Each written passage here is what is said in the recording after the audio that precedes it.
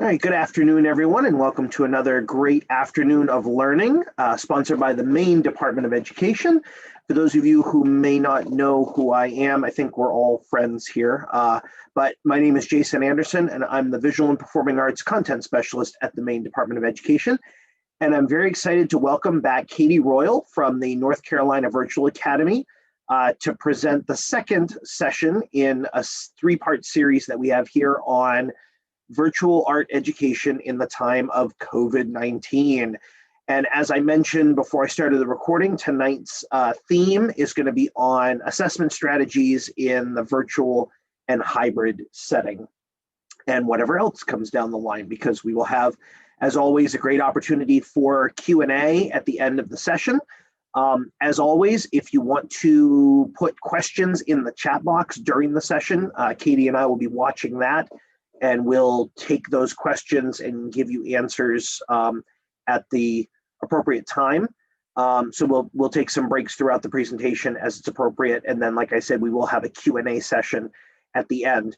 At the end of this session, I will have an exit ticket for you that when you complete that, it will give you access to a professional development certificate for 1 contact hour.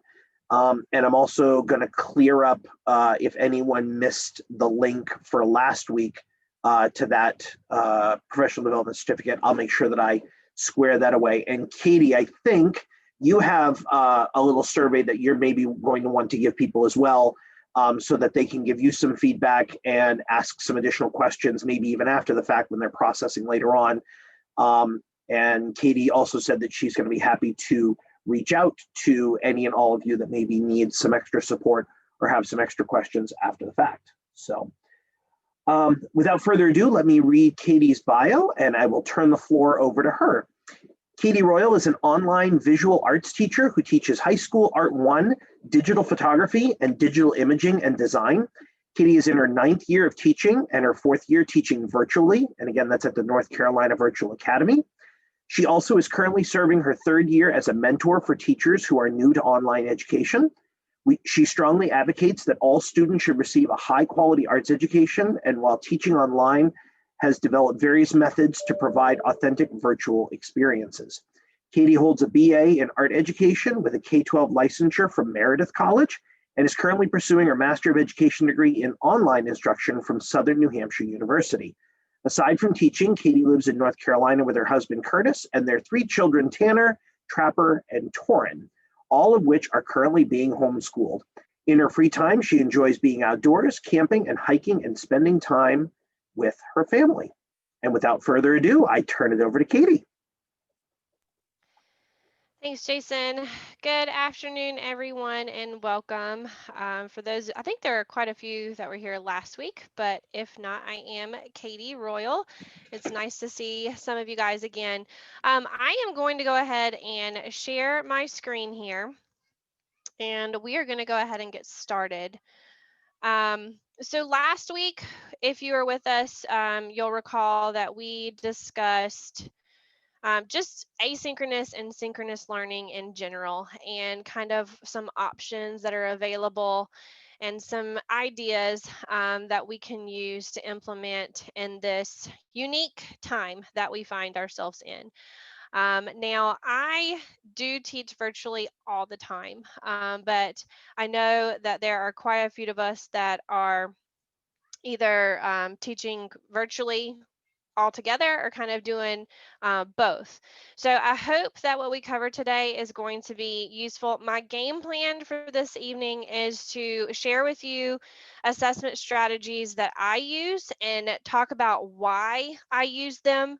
A lot of it is going to be based off of how the technology collects the data and how that data is presented to me. And that's the reason why I use what I use. The other thing that I'm going to discuss today, and some of you had questions about this in the survey from last week, is how to do peer critiques in like online learning. So I'm going to be talking about that as well today. So let's go ahead and get started. So the first thing that I'm going to share with you is just today's goal. Again, I'm just kind of creating that virtual classroom environment. We're going to talk about the differences between formative and summative assessments. We're going to share grading rubric, and then again, talk about our peer critiques and what I call gallery walks. So I thought this was a really good thing to kind of share with you guys, just to kind of give you full circle on what a week looks like in my classroom. So I try to keep everything within a week. Now that may fluctuate. It just depends on what content we're looking at or what media we're working with during that current time. But again, I generally try to stay within a week on projects. So Monday is going to be the intro, whether that be we're learning a new technique, new media, we're getting a new project, what have you. That's also the day that I share the grading rubric. Now, when I was teaching in brick and mortar, that was something that I always had in my head, right? Like I always had, this is what I'm going to grade them on. This is what I'm looking for. And I had all of my standards written on my whiteboard and all my I can statements. And so that was always visible, and that was the biggest thing that I had to come to terms with when I made the shift to virtual learning, is that I had to have some type of physical piece of paper, so to speak, virtual document that I could share with them that communicated what they were being graded on and how they were going to be graded. Because even though you may talk about it in class, maybe you have it on your PowerPoint slide, when the grades come in and the parents start seeing those grades, that's when the questions come in. They want to know, why did they get this grade or what have you. So the grading rubric was a big, huge shift for me from brick and mortar to virtual learning. Now then I do studio time, which we talked about last week, for Tuesday, Wednesday, Thursday, and then Friday is when we have our in-class peer critiques. So I want to start off with the grading rubric, and I actually have a file that I will share with Jason at the end, and he can push that out to you guys. But it's based of just a basic generic rubric, and it's on a 30-point system. Most of my projects are worth 30 points, but you can definitely change it. So if you want things to be worth more points or fewer points or what have you, as long as it kind of sorts itself out, it works really nice. But this is the way that I like to format it. So I always put the requirements at top. Do I want them to use a certain material? Do I want them to use a certain subject matter? What have you? I try to list that out first. And then I've got composition, creativity, depth, craftsmanship, and effort. So those are the 5 criteria that I look at, and I have a point system for each one. Now, I always tell my students that where my boxes are at in the point value, while that's important, that's not the most important part of this grading rubric. I always provide feedback. So after I go in and I decide the point value and I evaluate the artwork, I always go back and do the hamburger, right? Positive, suggestion, positive. And then I tell them what their overall grade is in terms of the feedback. And at the end, I'm going to do kind of like a full circle here. So at the end, I will show you some examples of rubrics that I've done recently. But this is the basic template. And like I said, I have a file that I can share out so that you guys can use it to make your own or use this or what have you. So from here, we've got the grading rubric. I'm like, why do I have 2? Now I know why. So this is for Art 1, and then this is the rubric that I used for digital photography and digital imaging and design. So you can see that there's the criteria changed a little bit, because when you're looking at Art 1 versus digital photography, it is a little bit different. So we've got technical aspects, technique or concept, strengths of images, completed as assigned, and sentence and mechanics. So I will actually send both of these. So kind of looking at assessment types. So once the rubric is provided and they are given their assignment, I then go into, what are the important things that I want them to get out of the project. And, there's different assessment types. We've got formative and we've got summative. Formative are going to be those ongoing, flexible, informal assessments. And a lot of that when you're in brick and mortar is very natural, right? The students are working, you can walk around, you can see who's doing really good, you can see who's maybe working at a slower pace or possibly struggling a little bit, and you can kind of do that live reteachable moment there at the time. In virtual world, it's a little different. So we have to be creative on how we're going to complete those formative assessments. Now, summative, those are your final assessments, right? Projects, tests, what have you. And those are going to be more structured, measured, and formal. So I've got some ideas here that I use. So in terms of formative assessments, again, those ongoing assessments, things that are happening during the life cycle of your content, those are going to be things like exit tickets, workshops. Those are I call workshops like those teachable moments, right? So like if we're doing observational drawing and I want to talk to them about 1 point and 2 point perspective, it's still connected to what we're talking about for that week, but it's like a little separate side piece. Workshops are considered formative assessments for me. There's also quizzes, Kahoots, and tests. Now, the reason why I am holding tests off to the side is because for our school specifically, projects are going to be like the final mark for the units in terms of my classes. That's when I really find out whether they were able to achieve mastery or not. And then we also have midterms and finals. So I'm considering the midterm and the finals more of the summative assessments versus a test. So let's talk about some of these. So our school uses Go Formative. Jason, I'm not sure. Do you guys use Go Formative? It's as individualized as each school district. So we have over 200 school districts across the state, and Gotcha. because we have local control, I know a lot of folks use Infinite Campus. A lot of folks Mhm. use. Anybody else want to throw out some versions or some programs that they use? Power School. Power School. Thank you, Okay. Pam. Yeah, Mhm. Pam and I taught together for years, and I had a blank on which one we use. So yeah, Power School, Infinite Campus. I know those are two big Google ones Forms. statewide. Okay. Cool. Well, I do know that Go Formative, I believe, is a platform that you can kind of enter into individually. I think there are elements of it that are free, and there are elements of it that you might have to pay for. But the basic elements of what I use Go Formative, I actually implemented Go Formative for myself before my whole entire school jumped on board with Go Formative. And here's the reason why I like Go Formative. We have a huge push for like DOK level questions. So making sure that you're getting those higher level critical thinking questions, making sure that you're asking those open-ended questions so that the students have to come up with feedback. They have to come up for reasons why they are giving you the answer that they're giving.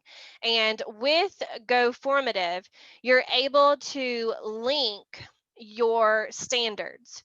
So you can see I've got some examples here of the question types. So I've got multiple choice, which that would be considered a level 1 question type because that's just kind of recalling information, prior knowledge. But then down here in question number 5, this is more of an essay question. So it's more open-ended. I'm trying to search for the higher level thinking skills and trying to get them to develop their own answer without just picking a response. And under both of these, there's like a little tag. It looks like a sales tag. But that's where you can tag your standards. And I really like this feature because then you can go into the progress report and you can see all of the standards that you've isolated and you can kind of see where they're at with those standards.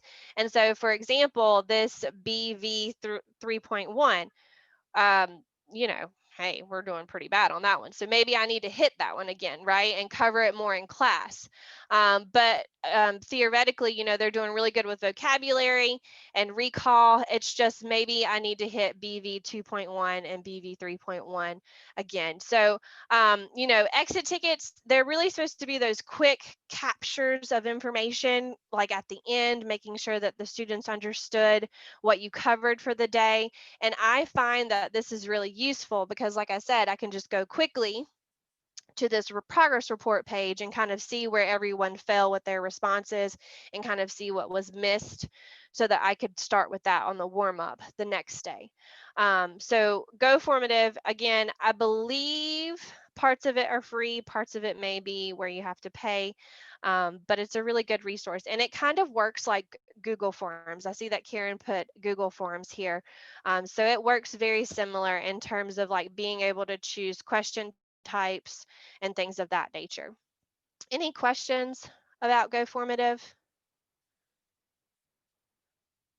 I see a few head nods. So, okay. Sorry about that.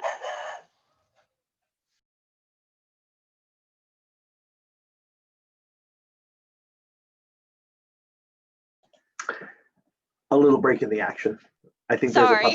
there's a puppy in the background. It's Yeah. okay. It happens. My mom just showed up and I told her I was in a meeting, so just come around because the rest of my family's in the backyard. But of course, my dog is sounding the alarm. So That's what they're for, so you can't fault yeah. them. Yeah, she's doing her job. Okay, so last week we mentioned Kahoot, and some of you shared that you use Kahoot, but I just wanted to bring it up again because I wasn't sure if you guys knew about some of the features that are available with Kahoot. Now, I used just the free version, so this is something that I'm able to access with the free version of Kahoot. And they've made a lot of really nice changes with Kahoot in the last, honestly, like the last 6 months because of everything that's going on with COVID-19. They've noticed this huge influx in people using their platform. And so they made it really user friendly. And the features that I really like with Kahoot is so after you've gone through your session, whether it be something that you do live, which I usually do all of my Kahoots live. So we're in a classroom, and I know you guys are using Google Classroom. So we're in a Class Connect session, and I'm pushing the questions out, and they're using their devices to respond. And we do it in real time. So they really love it. It's really competitive. Now, the reports feature is really nice because you can see here that it kind of ranks everybody in order based off of how many questions they answered, how many of those questions they got right, how many of those questions they got wrong. And, I use this to track those students down, right? So, for example, down here at the bottom, Lexi and Faith, yes, they logged in, but did they answer anything? No. So I usually follow up class and I say, hey, I noticed that I did not receive any responses from you in the Kahoot. Please be mindful that this was preparation and review for your quiz that's opening today. Please make sure that you complete the challenge. They have challenges now in the Kahoot, but it's basically when the students do it individually.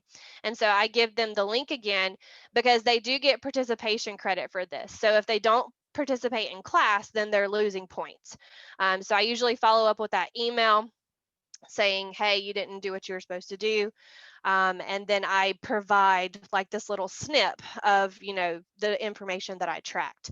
So I like this. And then to go a little bit further, if you really wanted to, so for example, we can see that kind of the middle range here, we had quite a few students that were missing questions. So I'll go, okay, what questions did we miss?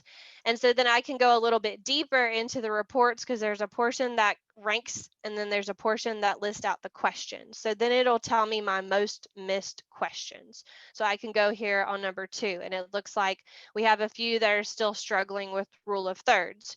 Or I can go down here to number 4 and see that we still have a few folks that don't quite understand active space. So maybe then I go back and I reiterate those compositional elements in terms of photography, and I do a warm-up that deals with these or what have you, just to kind of reinforce the information. So again, just a few things that I use to kind of help gear day-to-day instruction, because we know that this changes day to day in terms of, what do they get, what do they not get. Are there any questions on Kahoot?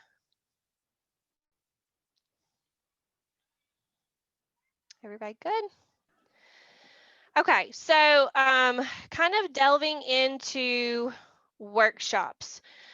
So with the workshops, this will be like the short lessons that I would do before a major project. So most recently, my Art 1 course did observational still life drawings. And so I did 2 workshops in preparation for their observational drawing. The first workshop that I did was on 1-point and 2-point perspective. And so you can see the 2 examples up here at the top. They just did like a little practice study to kind of figure out 1-point perspective. And then they did 2-point perspective as well. And what they were asked to do is they were asked to turn these assignments into what we have at our school, discussion boards. Now, I know last week there was someone in the session that shared that they have the Google Classroom and that they have their students just post their artwork or their work that they complete on the Google Classroom, which is a really awesome feature to have, because not only are they able to submit the work to you, but they're also able to see the work from their peers. And so I opened this up as an opportunity for them to have peer critiques outside of class. So they would post to the discussion board. Usually the discussion board asks them to post their artwork, and then they have like a question or two that they have to answer in reflection. And then this also allows other students to kind of go in and see what others created or what they came up with and leave comments. Now I do ask them to kind of, if they see something and they want to make a suggestion, do so. If they see something and they just want to make praise, then do so as well. But we kind of start the semester off with this level of respect. So I don't want the outside critiques to get out of hand. I do monitor them. And anytime that I'm doing a critique in this manner, I set it up to where I have to approve the comment before it's released, because, we all know that social media can get out of hand. And if we have discussion boards and stuff, then things can happen if we're not monitoring it. So I'm not sure if Google Classroom has a feature that you can kind of monitor things. It does. That's great. They sure do, and it was a lifesaver for me. I remember when I was using it with a class. Yeah. It definitely it made itself a great benefit. Definitely. Yes, absolutely. Because, in the wee hours of the night, when typically you think that they would be sleeping, they will be on there and they will just, who knows what will happen. So, I did the workshop with 1-point and I did a workshop with observational drawing. Now, with observational drawing, they had to draw an actual object, and then we talked about value in terms of highlights and shadows, and then also doing the cast shadows to show that they ground their objects. And again, they had to submit it to this discussion board, and then students could kind of look at what each other submitted and make comments. So this is how I usually conduct outside of class critiques. It's not super structured, but it is monitored, and it is encouraged. So they understand that when they go in and they make the comments, that it has to ask me to approve it first. So that's usually like our first layer of defense. And they know that they kind of have to watch their P's and Q's and make sure that whatever they're trying to comment on is respectful in nature. But from the workshops, we then move into our major projects. And so kind of staying along the lines of this observational still life drawing. So the way I tackled this is I did ask for them to submit a proposal. And with that proposal, they had certain guidelines that they had to follow. I didn't want to just provide them with a picture and have them have them just draw everything, everybody draw the same thing. So I asked them to collect 10 objects, and then they had to submit the proposal. And I went through every picture and I said, yay, you're good, start your drawing. Or I said, a lot of the kids, they set up their still life in their bedroom, and they live in these dungeons with no light. And so a lot of my comments were, there's not enough light. Like, how can you see your highlights and your shadows and see the cast shadows, because there's not enough light. So that was my main comment for most. But with this, so we work on a project for an entire week, and then we come up to our peer critiques, which we do on Fridays. So when we come into class on Friday, they know that they have to have a picture or of their work in progress. And this is one of the first slides that they see. They know that we are going to be doing the tag review on Fridays. I always have the think here. I don't necessarily go over this slide. I just kind of share it with them, and then we move on. This is the slide that they have in their breakout rooms. I usually pair up students with the same person all semester. And I've fought with myself, like, on whether that's beneficial or whether it's not beneficial. And I think that I've come to the conclusion that I like having them have the same partner throughout the semester, because, the first one, everybody's really clammy. They don't really want to say a whole bunch. But then the second and the third one, it's a little bit more relaxed. And by the end of the semester, they're really into the tag reviews. The tag reviews are going further than just this 3-topic conversation, and they're filling the time within the tag review. And so I open the floor up to them. They have a breakout room, and they're in the breakout room for 15 minutes. And their job during that time is to post pictures of their artwork, and then the partners are supposed to give feedback on each other's work. And the goal is to tell them something that you like, ask them a question, and then give them a suggestion. And I ask for them to be authentic in their feedback. I tell them I want significant feedback. And the definition of significant is something that they can take away from. And, I don't want them to just be like, oh, I like your color. Well, why do you like the color? Does it speak to you? Does it help with the meaning? Is there some type of 3-dimensionality that's being added with that color choice? So definitely trying to encourage them to go in depth with their conversations during this time. Now, like I said, most of the time, this is just like the conversation starter, and they kind of take it from there. There's different strokes for different folks.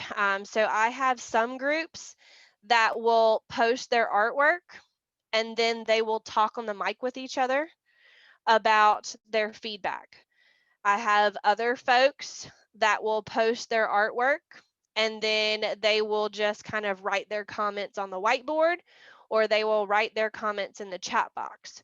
The good thing about the platform that we use with my school is anything that goes to the chat comes through my main chat. So even if I have 2 students that are in a room that are chatting with themselves, I'm still able to see it in my feed and be able to always constantly monitor what's going on in the chat. So if something gets out of hand, or if the conversation goes sideways, I can jump in really quickly and be like, what's going on here? And kind of settle whatever is going wrong. But I think it's really nice to kind of see how the conversations flourish, and kind of see where it goes. So really, this is the basics in terms of the peer critiques. It's nothing too complicated. And then once we get done with the peer critiques, there's usually about 5 to 10 minutes left in the session. And then I open it up to a free-for-all gallery walk. So basically, the rooms are wide open, and students can go in and out and kind of see what everybody's posted for the day. And they'll leave comments as well. And then I try to make it a habit to where I save all of the slides and I share out that shared file to the students so that they can go afterwards and kind of see all of the comments. And I know that last week there were a few folks that had questions about the peer critiques. So I want to kind of pause here and see if there are any immediate questions in terms of logistics or what have you.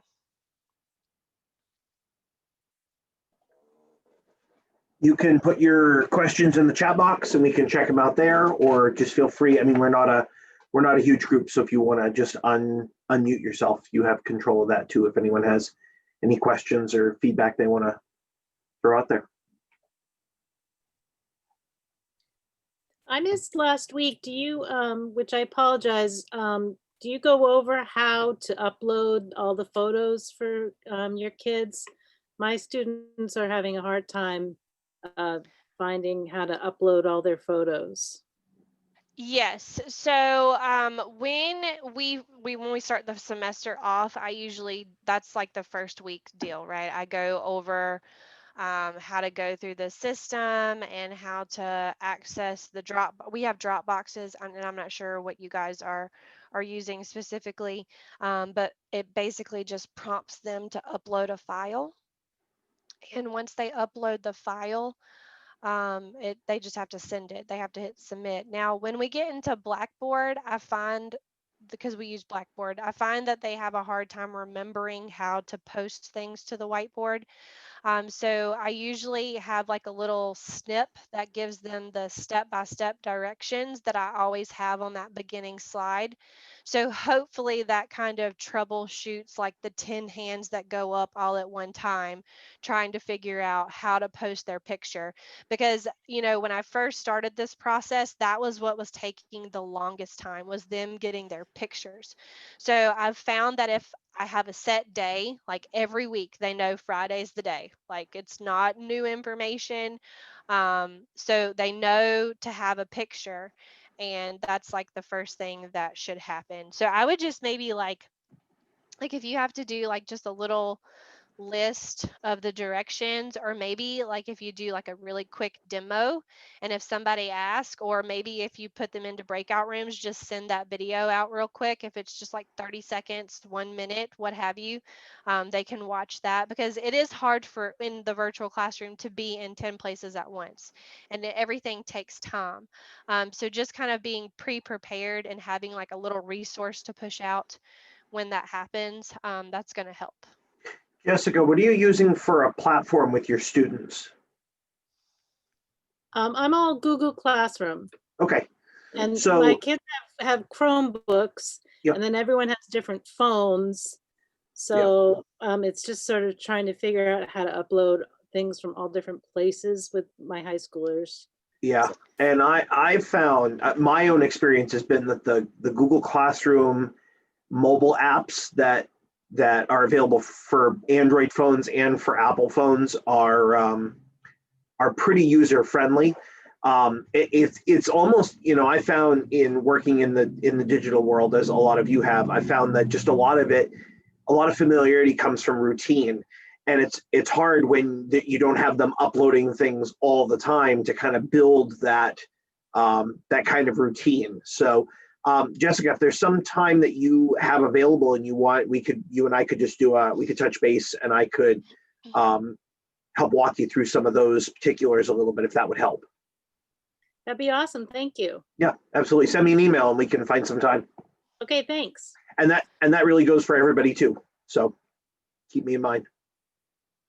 I've also found too that, especially like with my photography class, they have trouble getting, like, especially if they're using their phone, they have trouble getting their photographs from like their phone to the computer. Especially like if they have like a desktop ThinkPad and an iPhone. Like iPhone and Windows, they just don't communicate very well. So I always recommend that they email them to themselves, because then they can get on their computer and log into whatever their email is, and then just kind of forward it either to me, or they can save it to their computer and then upload it. That in my kind of experience, has been the biggest hiccup, just kind of getting it from one place to the other. Anyone else have any questions that are burning right now? I'm checking the chat. I don't see anything in there.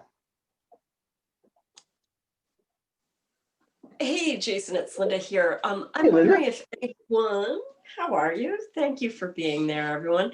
I'm wondering if anyone is using Google Forms, sort of a survey model, and I teach K-5. I would look at using that with 4th and 5th graders. I started trying to convert one of the assessments that I use to that, and just was finding it too cumbersome. What type of format was the assessment that you were transferring? So it was in my Google Docs, Mhm. and typically I would give it to students as a hard copy, Mhm. and the learning goals would be listed. Then there would be 4 different categories: meets, Yes. partially meets, exceeds, and did not finish or does not meet. It's typically not enough evidence is what I put. Right. So the cool thing about Google Forms is that they have an option where you can like identify where you want the student to upload their artwork or their photo.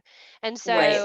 are you finding that it was hard to create the form, or it's hard for the students to kind of navigate through the form? So I was finding that I had so much information that I was asking them that it was getting unwieldy to create the form. And then I just stopped right in my tracks and said, if you're having trouble creating this, they're going to have a hard time filling it out. And I did really enjoy the way that you could upload the photo of the work, but they have Chromebooks and they really struggle with that. And just the way we've done our delivery. So I ended up going hard copy, which has honestly been fine.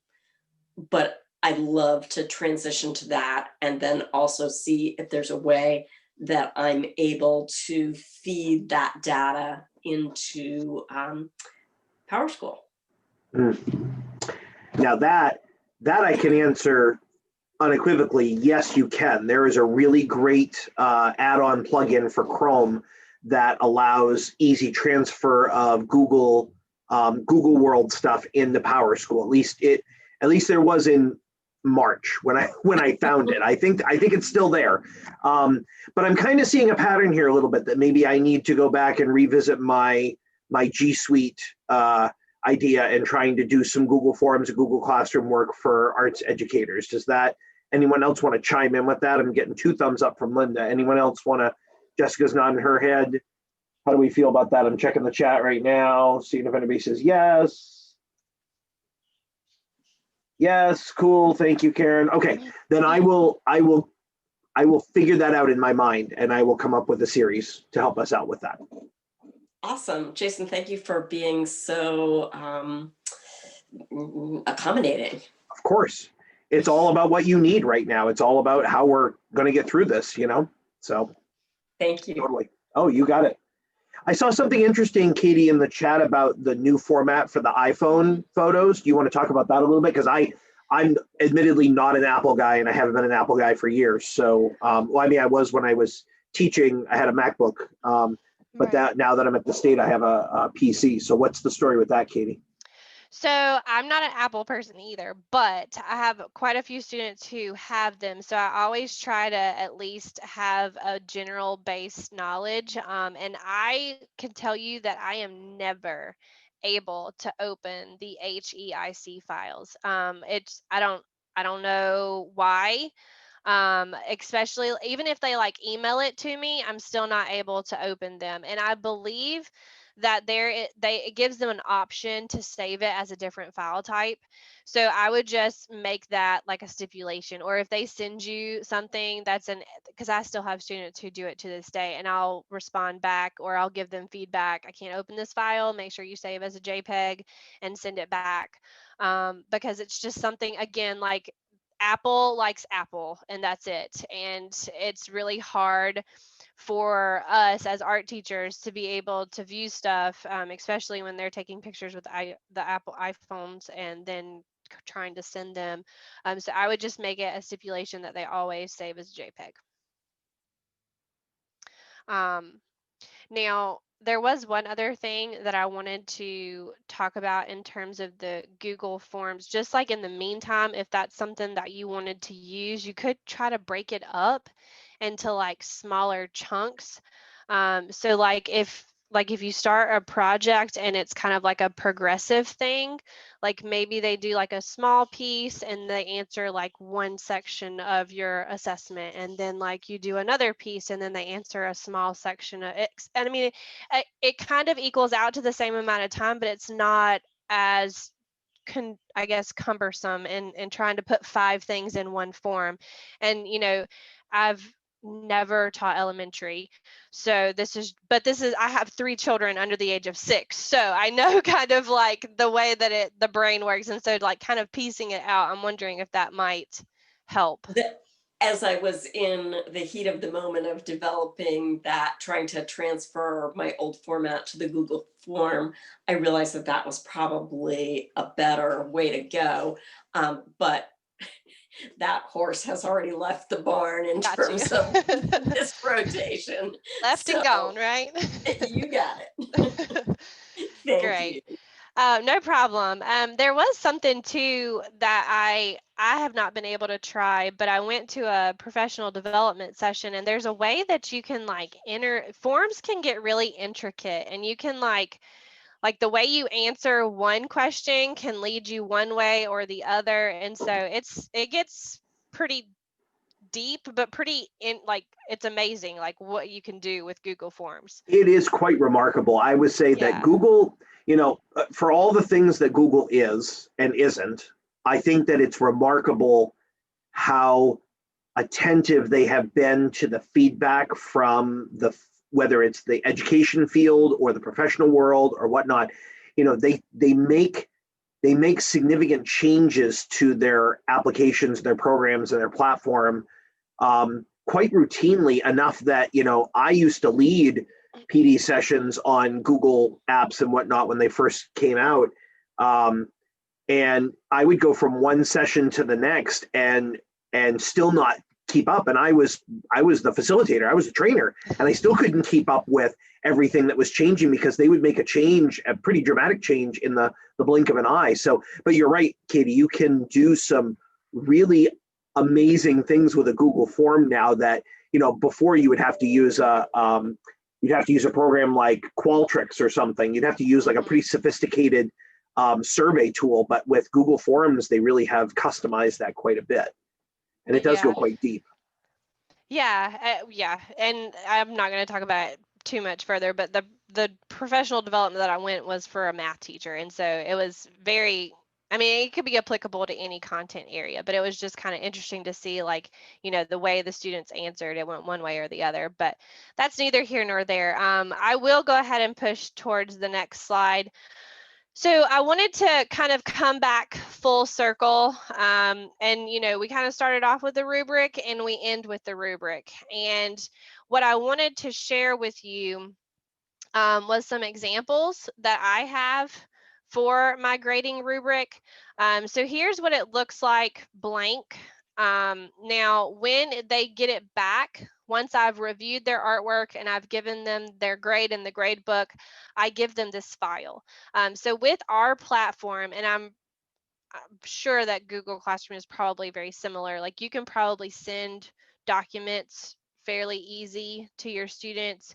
And so when I grade them, there's a section for me to upload a file to give them feedback. And so I always PDF a rubric and I attach this to their assignment. And so basically, you know, it gives them the requirements and I give them their point scale. And then this was the part that I kind of share is the most important for me.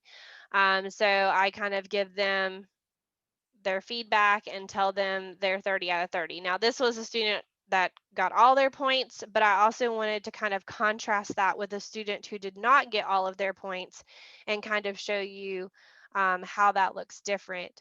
So again, giving them their point value and then coming down here and giving them their feedback. So, you know, and the problem with this student is that they did like an animal enclosure, which I was fine with, but it was really super far away. So I was getting more of like an aerial perspective. And we communicated about the fact that when we're doing a still life, you know, you're really wanting to get up close and personal and concentrate on a small collection of objects, not necessarily an aerial view. So I kind of communicated that in the feedback, and then also kind of gave them some other tips on what they could have done. Sorry about that, to get their project score up. And you know, the students are always welcome to resubmit. So if they get their feedback, they read it and then they make the changes and they resubmit, then you know, I go in and I adjust the grade accordingly. But I did want to just kind of share full circle and then kind of give you, you know, an A and a C.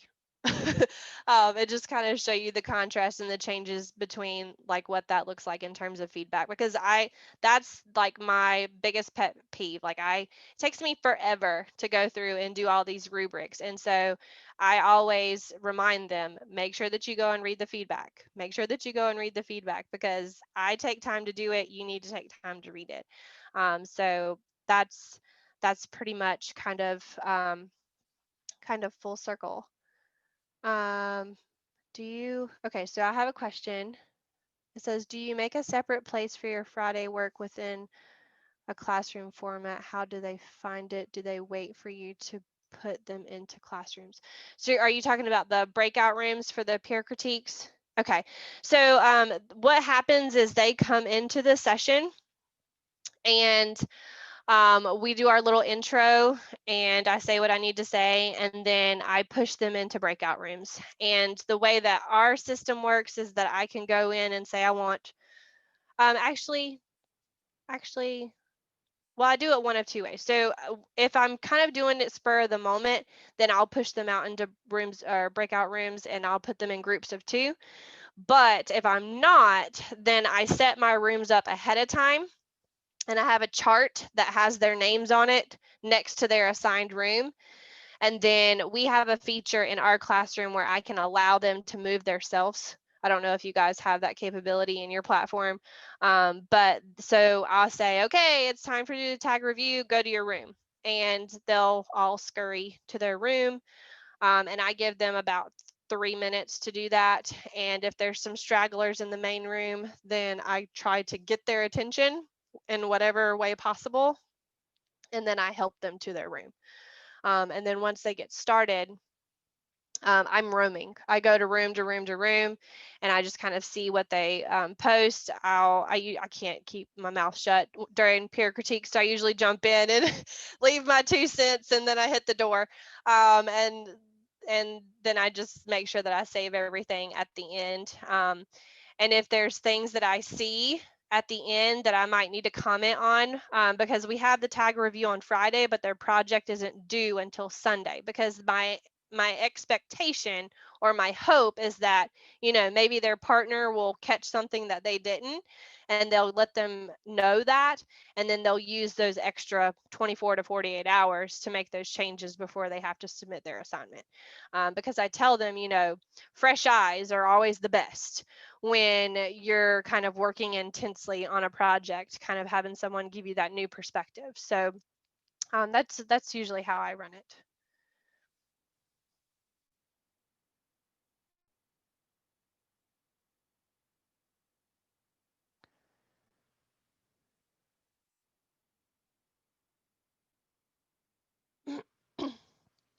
Okay, so Great question. So you mentioned at the beginning that formative assessments is fairly natural in person. I understand how you use Kahoot, but how do you find the struggling kids?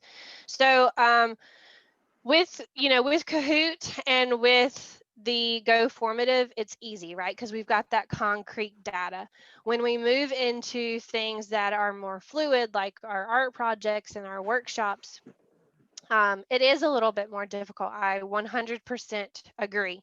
And so what I do is I look for the students who are quiet. I look for the students who are maybe not necessarily posting things to the whiteboard, because when we go into our studio time, I ask for them to either turn their video on so that they can show me what they're working on, or I ask for them to have a photograph that they post to the whiteboard.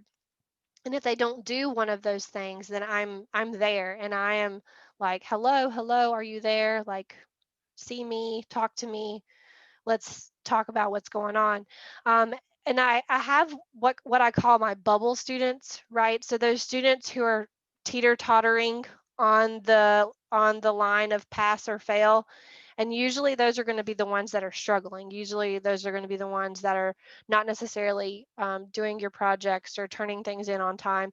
And so I always try to have my bubble students, and I'm checking in with those guys first and asking questions and seeing if they have questions and seeing where they're at, and just making sure like they know that I'm watching them, right? Like Big Brother. So just making sure that they understand that I understand that they're kind of in this place where they need someone to encourage them and kind of stay on their back.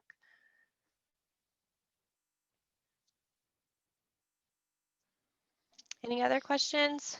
That's a great question, Pam, and I think you're all struggling with that to a certain degree of how do you find those kids that are not necessarily as forthcoming as others. We all have those students that can't wait to share with everybody, and then we have other kids that are hiding in the shadows for whatever reason. So that's great, Katie. Those are some great strategies to try to engage them a little bit more. I think one of the challenges that I have is that we have a hybrid system. So I have kids in the room and kids on the Zoom at the same time.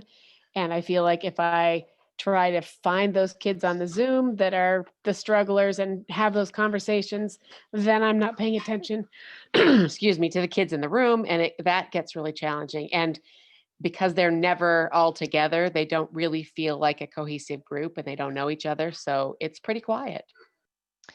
Yeah, I can see how that can be very challenging. And I mean, I don't know if I necessarily have any good concrete advice. I mean, I have suggestions, but it's going to be one of those things where it's a trial error thing. So maybe like I don't know what does your class time look like? Do you have like 45 minutes? Do you have an hour, 90 minutes? 70 minutes. Okay. Which is So about 60 by the time you get attendance done because they keep straggling in. right. So maybe like possibly breaking it up. And I know that you have to always be constantly monitoring the Zoom platform, but maybe dedicate the first 30 minutes to possibly like the students who are in the room, because if you can get them started and get them going, then maybe that'll free up a few moments for you to kind of mosey into the Zoom room and be able to kind of go. I'm not sure if you're doing breakout rooms in the Zoom room, but maybe go into room to room or like have those conversations with those students. Because, in my personal opinion, I always start with the grade book, right? And I look for the students who have an F, and I try to find out like, why do they have an F? Like, are they just not turning anything in? Are they turning in the small stuff, but they're not turning in the big stuff? Vice versa. Like, what's the problem here? And all of that happens outside of the classroom. And so when I come to the classroom, I know who my targets are, in terms of trying to figure out what's going on. Thanks.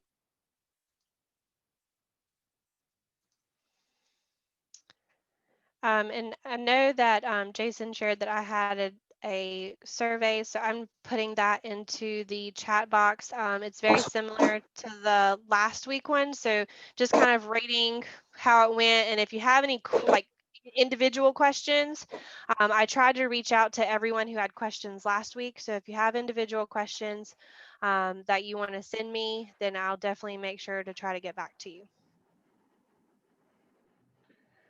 And I have a list of those that were in attendance last week at the session. So I will email to you the exit ticket for last week in case you missed it. I put the exit ticket though for this week in the chat box. So if you want to click on that link right now, that should open up another tab in your browser, and then you can have that open and you can get to it anytime between now. And I typically leave that open about 2 days because I close it when I put the video up on YouTube, because we don't have a system right now at the department to be able to certify that people have seen the video after the fact. So we just put it up there as a free PD opportunity for people on the Department of Education YouTube channel. So yeah, again, Katie put her link to her feedback form there. So if you have any questions after the fact, you're thinking about things later, you're trying some things out between now and next week,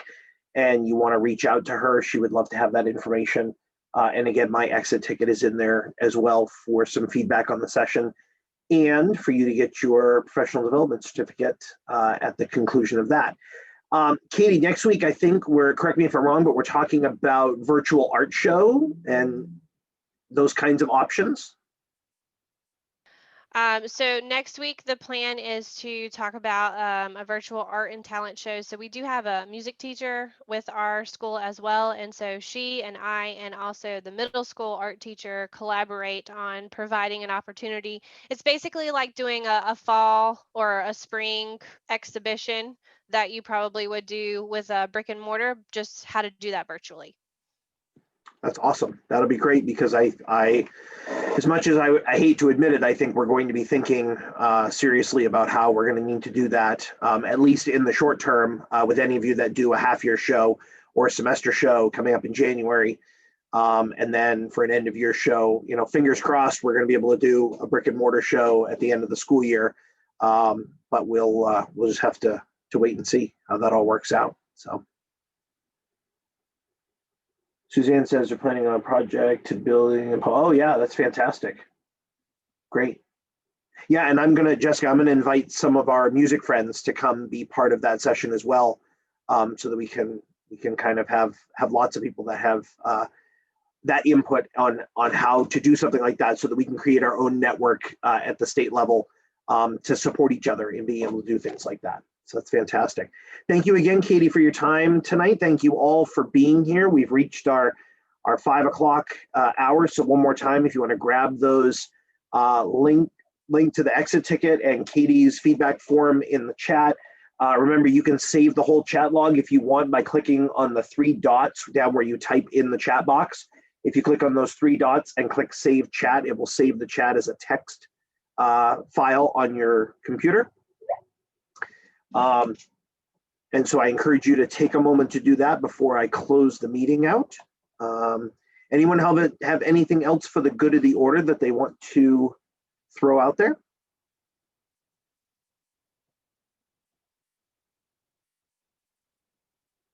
Hearing none, want to thank you all again, seeing your thanks in the chat box. That's fantastic. So we'll see you all back here, same time, same station. For the last in this series, which again, we're going to talk about virtual art and talent shows, which will be really awesome. So I look forward to seeing you all then. Have a great rest of your week. Thanks again, Katie, and we'll see you all next week.